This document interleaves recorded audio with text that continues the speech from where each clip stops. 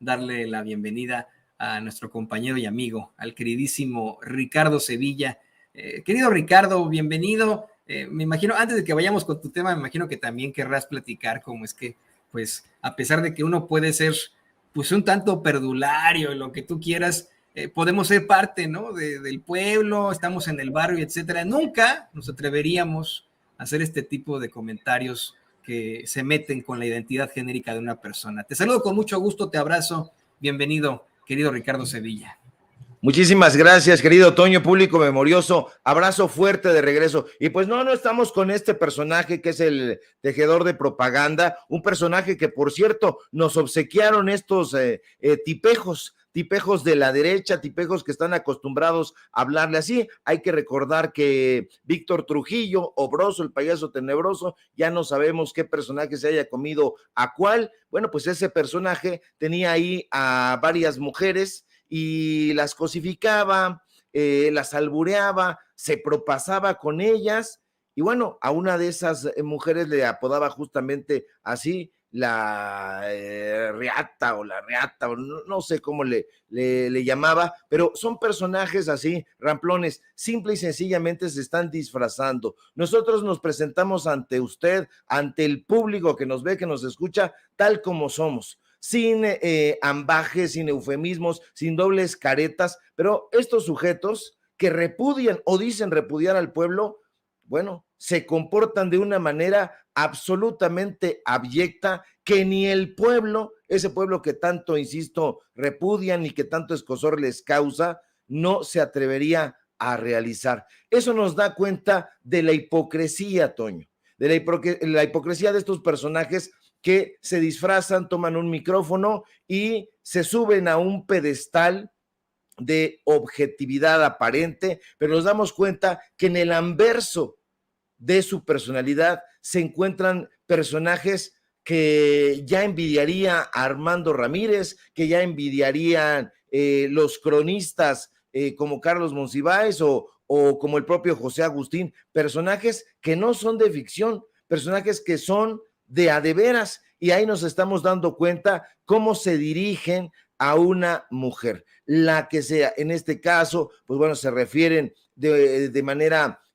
terrible pues a Claudia Sheinbaum, pero bueno, pues lo hacen seguramente en contra de ellos. Son personajes absolutamente repudiables. Nosotros condenamos desde luego este tipo de expresiones, sobre todo cuando se hacen pues los obispos del periodismo, los obispos de la palabra, y que tienen un comportamiento ejemplar. No lo tienen absolutamente y les gana ese personaje vulgar, ese personaje ramplón que llevan tatuado en el alma. Estos medios de comunicación ya no saben cómo ganarse a las audiencias y no saben ya cómo expresarse, y se ve su desesperación en este tipo de casos donde ya les parece chistoso, les parece jocoso burlarse y cosificar a una mujer. Entonces, esos son Pepe Cárdenas, esos son Leo Zuckerman y todos los personajes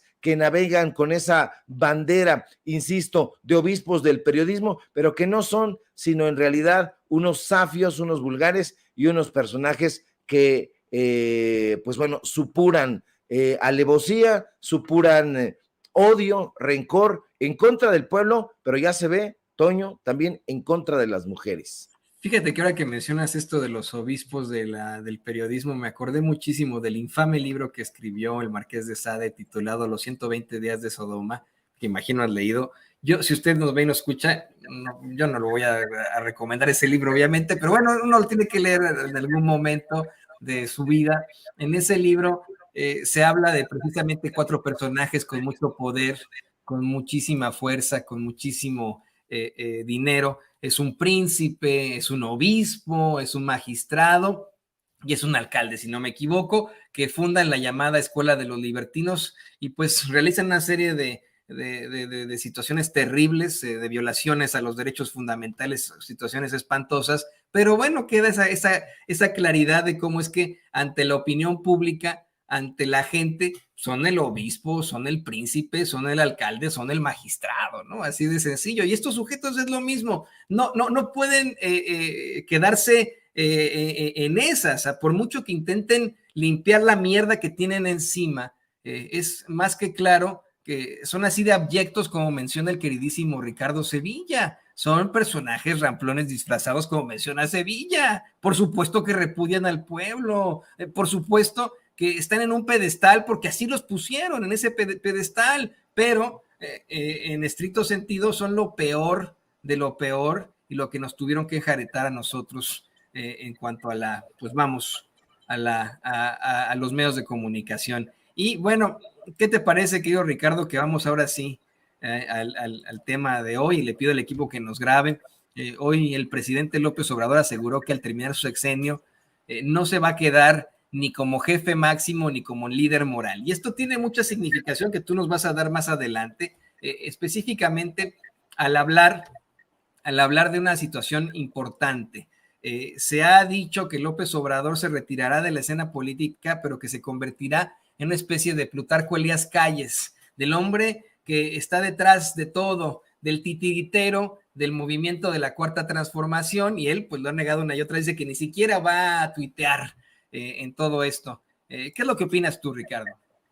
Sí, primero que nada, querido Toño, en el tema del Marqués de Sade, fíjate que es muy interesante, si me permites hacer el comentario, que ese libro del Marqués de Sade, tanto Justín como Juliet, como los 120 días de Sodoma, la filosofía en la alcoba, vale la pena leerlo en fragmentos, si usted lo quiere. ¿Por qué? Porque Sade no está describiéndose así, lo que está haciendo es describir a pues una sociedad carcomida por el sexo, la hipocresía, por las bajezas. Entonces, como tú bien dices, pues ahí los grandes jerarcas de la iglesia, los obispos, los magistrados, la gente de peluca, los engominados, son justamente los más pervertidos, los más perversos, los más psicalípticos. Entonces, es un retrato de la sociedad francesa en ese momento, y bueno, y de cómo, llamémosle así, pecan estos sujetos, y es justamente un retrato de estos personajes que se sabe perfectamente cómo se las gastan. Si no, acuérdese usted de Sergio Sarmiento y su defensa de los pederastas, así de fuerte. Pero como bien dices, mi querido Toño, pues hoy el presidente López Obrador dice, no me voy a convertir en el jefe máximo, o sea, como bien planteas en Plutarco Elías Calles, que era justamente este tiritero que nos mencionas. Y bueno, la oposición decía que el presidente López Obrador tenía planes maquiavélicos de reelegirse. Los conservadores, desde sus eternas columnas, es así, eternas, en Reforma, en El Financiero, en El Universal, en Excelsior, por tomar una muestra, sostenían que López Obrador era adicto al poder y que no lo moverían ni con espátula. El director del Financiero, Enrique Quintana, sigue preguntándose tontamente si se podría quedar López Obrador en el poder. Los opositores de López Obrador ven y no creen, oyen pero no escuchan, atestiguan la realidad pero no la entienden. Y uno no sabe, Toño, si son tontos, maliciosos o simple y llanamente están decepcionados de sus tontos augurios. Ninguno se ha cumplido. En el caso del presidente López Obrador, bueno, pues como tú bien mencionas, ha dicho esta mañana que no se quedará como jefe máximo ni como caudillo. Pero más allá de las palabras y las declaraciones que puede decir o dar el presidente, están los hechos palpables, los hechos, los datos duros, nunca dieron indicio de que el presidente López Obrador buscara perpetuarse en el poder. Es cierto que a lo largo de la historia mexicana y a lo largo de la historia universal hay innumerables ejemplos de gobernantes que han buscado eternizarse en el poder. Eso no se discute. Desde luego que en los gobiernos autócratas han existido muchísimos casos donde el gobernante, después de cometer sobre todo abusos por años, por décadas, sabe que si deja el poder, será juzgado. Luego entonces intenta retener el poder hasta el final de su vida y por eso no lo quiere dejar. Pero ese es el caso de personajes como Porfirio Díaz, como Plutarco Elías Calles o más recientemente Carlos Salinas de Gortari. Ese es el caso de partidos políticos como el PRI, que buscaron a toda costa y sobre quien fuera eternizarse en el poder. Pero ese no es el caso, Toño, del presidente López Obrador. López Obrador deja tras de sí una herencia social y política enorme. López Obrador no le debe nada a sus antecesores, nada. Al contrario, sus antecesores buscaron descarrilarlo, entorpecer su llegada a la presidencia de la República. López Obrador, en el tiempo que lleva de su sexenio, ha construido, ha edificado y ha edificado para el pueblo de México. Sus acciones son muy concretas y le estoy hablando de proyectos que tienen nombre y que han descendido del orden del ideal a la realidad palpable. Le estoy hablando de que López Obrador ha dejado como herencia vías férreas como el corredor interoceánico, como el puerto de Coatzacoalcos en Veracruz, que lo ha renovado. Le estoy hablando del Tren Maya, que contará con 1,500 kilómetros de vías férreas. Le estoy hablando de la modernización del ferrocarril del Istmo en la frontera con Guatemala. Le estoy hablando, y usted lo sabe, también de la modernización de la vía férrea Coatzacoalcos-Palenque, y por si fuera poco, le estoy hablando también del nuevo ferrocarril entre Chontalpa y Dos Bocas, lugares que sin duda no conocen los conservadores. Y que no se nos olviden los aeropuertos. De eso estamos hablando, el Aeropuerto Internacional Felipe Ángeles, el Aeropuerto Internacional de Tepic, que tampoco se nos olviden los puertos que ha impulsado el gobierno de López Obrador. Le estoy hablando de la modernización del puerto de Guaymas, de la modernización del puerto de Chiapas, de la modernización de los puertos de Salina Cruz, de Coatzacoalcos, en mi querido y amado Veracruz.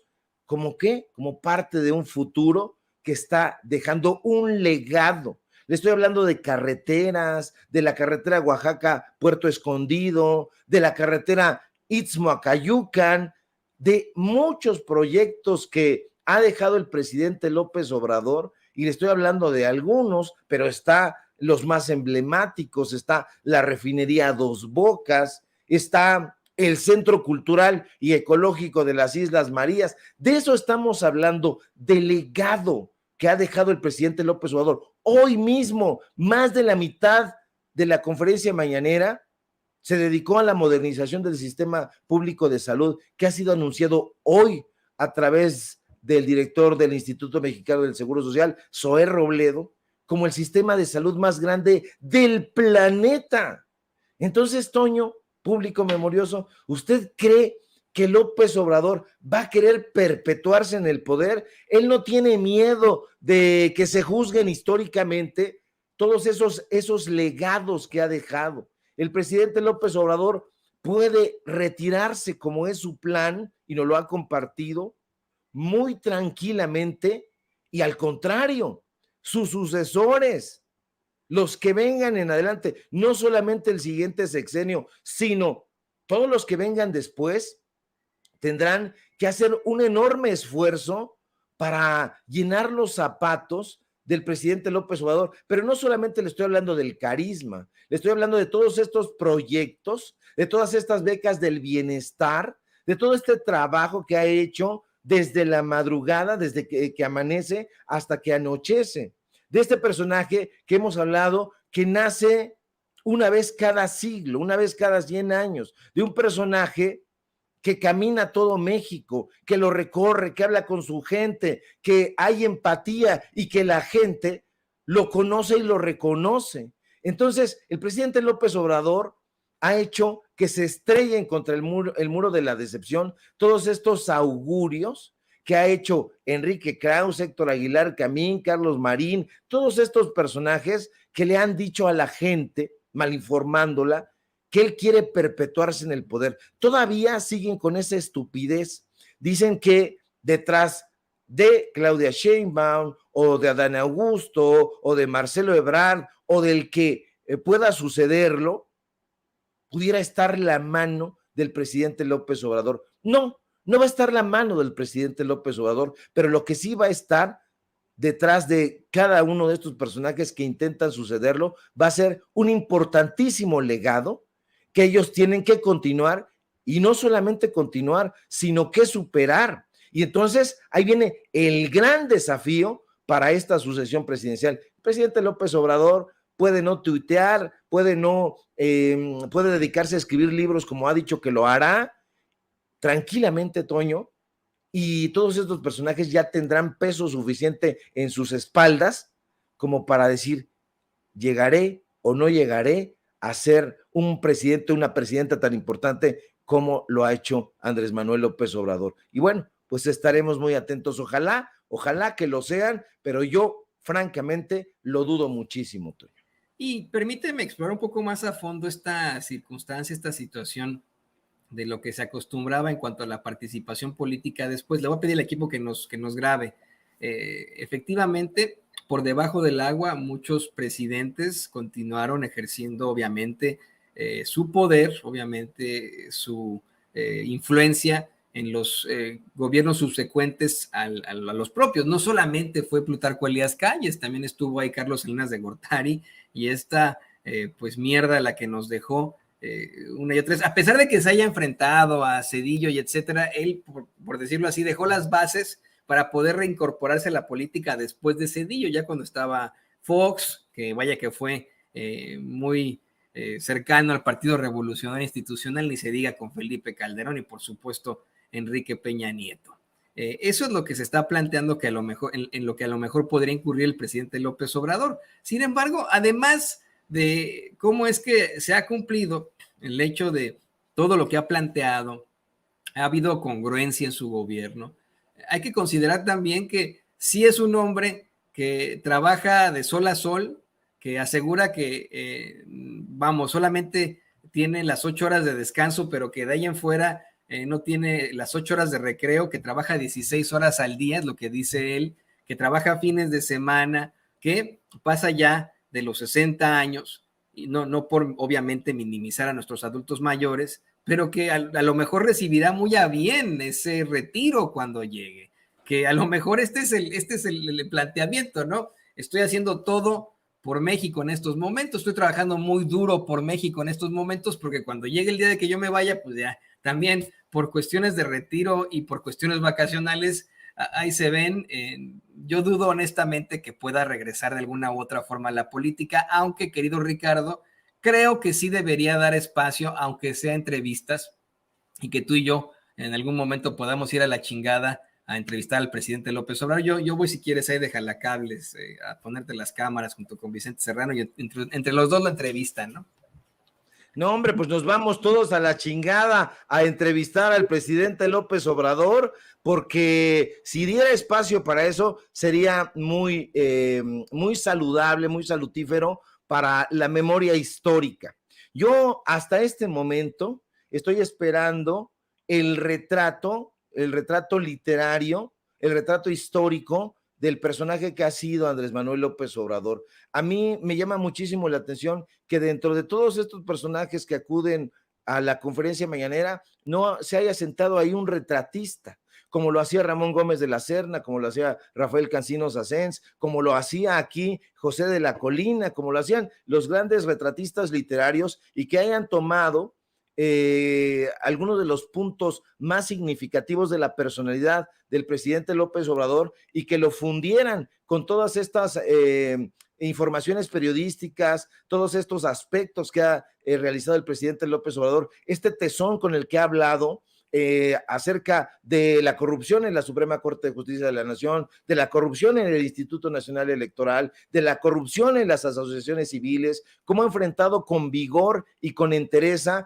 a personajes que antes eran intocables, por lo menos en los 3 últimos sexenios antes de él. Claudio X González Laporte y Guajardo, Germán Larrea, Díaz Morodo, en fin, todos estos personajes que eran intocables y que ningún presidente en la historia reciente se hubiera atrevido a utilizar la palestra en Los Pinos, que era en ese momento, ahora en Palacio Nacional, para decir que estos personajes eran la mafia del poder, la mafia económica, que los hubiera enfrentado así frontalmente a todos estos caudillos culturales como Héctor Aguilar Camín, como Enrique Krause. Ningún presidente en la historia reciente de este país ha tenido la entereza, el vigor, el tamaño intelectual que ha tenido el presidente López Obrador. Y que digan, Sevilla, es que eres un López Obradorista. Bueno, no será la primera vez que me lo digan, que me lo echen en cara, pero hay que, como dice la frase hecha, al César lo que es del César. Y el presidente López Obrador, que tiene una memoria vasta y una cultura muy sólida, pues naturalmente se pasea en su memoria y hace estos recorridos históricos, estos recorridos intelectuales que le serían muy penosos hacer a un borracho como Felipe Calderón, que le serían imposibles hacer a un mequetrefe como Enrique Peña Nieto o a un tarado como Vicente Fox. Están esos personajes años luz de lograr la trascendencia que sin duda ya tiene el presidente López Obrador. Yo creo que ninguno de ellos se esperaba que este hombre que está usted viendo en su pantalla iba a trascender y se iba a colocar robustamente en los anales de la historia, pero ya está en el paraninfo de los presidentes de la República más emblemáticos. Ya su nombre está tatuado en la retentiva de la historia mexicana, al lado de Benito Juárez, al lado de los grandes personajes como Justo Sierra, de los grandes personajes como Villa, como Zapata. Ha pasado a la historia, no como Abelardo L. Rodríguez y otros tantos, como Vicente Fox, que se los carcomerá la historia y ya en un poco tiempo se irán difuminando. Pero Ricardo, antes de que nos vayamos, y le voy a pedir al equipo que por favor nos grabe, creo que tenemos también que explorar la otra parte.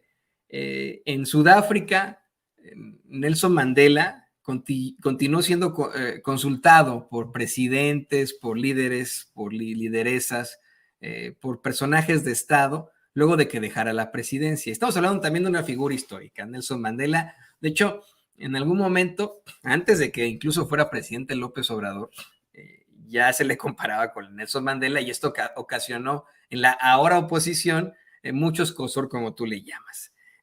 Termina obviamente la gestión de Nelson Mandela, pero él sigue siendo un miembro importante de la cultura sudafricana, obviamente de su país, de su nación, y era más que claro que otros presidentes, líderes de Estado, funcionarios, funcionarias acudían a él para solicitar algún tipo de consejo, de planteamiento para poder enfrentarse a problemáticas de su propio país. En México ocurrió con Lázaro Cárdenas. Lázaro Cárdenas, al terminar su gestión, no se convirtió en líder máximo como Plutarco Elías Calles, pero se habla mucho de cómo es que la casa en la que él vivía era visitada constantemente por generales, por políticos, que iban a consultarle muchas cosas. Y el mismo Lázaro Cárdenas consiguió también en su momento poder apoyar a facciones incluso revolucionarias, como cuando apoyó a Fidel Castro y a Ernesto Che Guevara luego de que los detuvieran ahí en Cuautitlán Izcalli, algo que a lo mejor luego podemos platicar con Paco Cruz, pero los detuvieron ahí en Cuautitlán Izcalli, donde tenían en un predio sus acciones, vamos, en cuanto a la guerra de guerrillas que estaban planeando allá en Cuba. Yo creo que no estaría incorrecto, no estaría nada malo en que el presidente López Obrador se mantenga como líder moral en México, como líder moral de la izquierda, del progreso, y que sus sucesores puedan ir ahí a la chingada a consultarlo de vez en cuando. No sé qué opinas tú. Sería lo deseable al ser él precisamente un personaje que ha inaugurado, no es el líder de la transformación, es su inaugurador, su promotor y su líder natural y original. Sin embargo, él ya lo ha dicho con todas sus letras, hoy lo vuelve a repetir, él ya quiere entregarle la estafeta, quiere dedicarse a otras actividades, no quiere arriesgarse desde mi punto de vista a a ser considerado como un presidente, un expresidente sería el caso, injerencista, un presidente que está tratando de manipular, porque eso sería lo que ocurriría si ganara cualquiera de las corcholatas de Marcelo Ebrard, Sheinbaum, Adán Augusto, no sé, Noroña, por el que usted desee votar. Bueno, pues evidentemente seguiría existiendo la oposición y esa oposición estaría tratando de captar ese momento y dirían, bueno, pues López Obrador dijo que no iba a hacer esto y lo está haciendo. En fin, creo que el presidente López Obrador no quiere correr ese riesgo, creo que ya tiene un lugar muy bien conquistado en la historia, en el cariño del pueblo de México y creo que lo quiere preservar. Yo estaré muy, muy feliz leyendo sus próximos libros. Ha anunciado que va a escribir lo que creo que será el último libro de su periodo como presidente y bueno, pues ahí yo tengo la impresión de que hará un recuento enorme sobre lo que fue su llegada al poder, su experiencia en el poder. Entonces, si nos dedica a ese tipo de trabajos, creo que ahí los sucesores podrán abrevar directamente de sus obras pues el consejo que estarían buscando. Pero creo que el presidente López Obrador ha sido cauto y tengo la impresión de que lo seguirá haciendo incluso en su retiro. Exactamente. Vamos a ver en qué termina todo esto. Yo sí estoy esperanzado en que algún día le dé chance sin censura de ir allá a la chingada y nos permita entrevistarlo. ¿Y te imaginas que pudiéramos ir todos, tú, Ricardo Sevilla, el maestro Paco Cruz, Vicente Serrano, Jaime Hernández? Yo iría nomás ahí de productor, no se preocupe, yo iría ahí nomás ahí de jalacables, que pudiéramos ir todos a entrevistar al presidente López Obrador, pues creo que sería una mesa muy interesante ya al concluir su mandato, pero se vale soñar, soñar no cuesta nada, como dice la canción, y te mando mi cariño, querido Ricardo, muchas gracias por este análisis tan interesante a la sucesión presidencial. Por favor, compártenos tus redes sociales para que la gente se ponga en contacto contigo y les pueda recomendar también algún otro tipo de material en cuanto a la literatura, ¿no? A ver qué tal, para que, bueno, hubo muchos mensajes cuando hablábamos tú y yo del Marqués de Sade, que será eternamente controvertido. Eternamente controvertido será, en efecto, mi querido Toño. Fíjese usted, yo estoy imaginando este planteamiento que hace mi querido Toño y lo veo pues un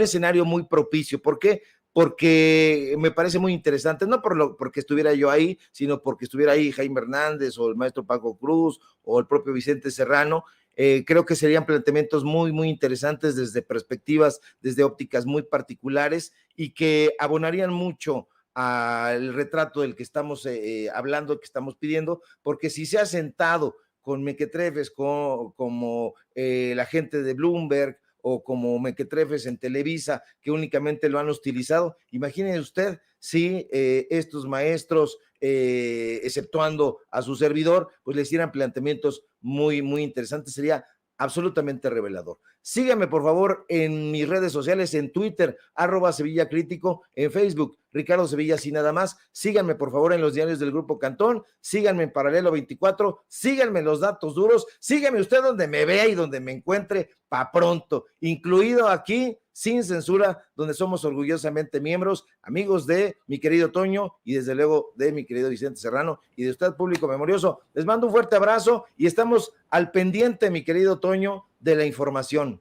Al pendiente de toda la información y por supuesto que incluyete, ¿no? Tus preguntas serían fundamentales ahí en este encuentro. Lo tiene usted, el gran escritor, gran periodista Ricardo Sevilla, aquí en Sin Censura, con quien espero viajar a la chingada muy pronto. Y bueno, le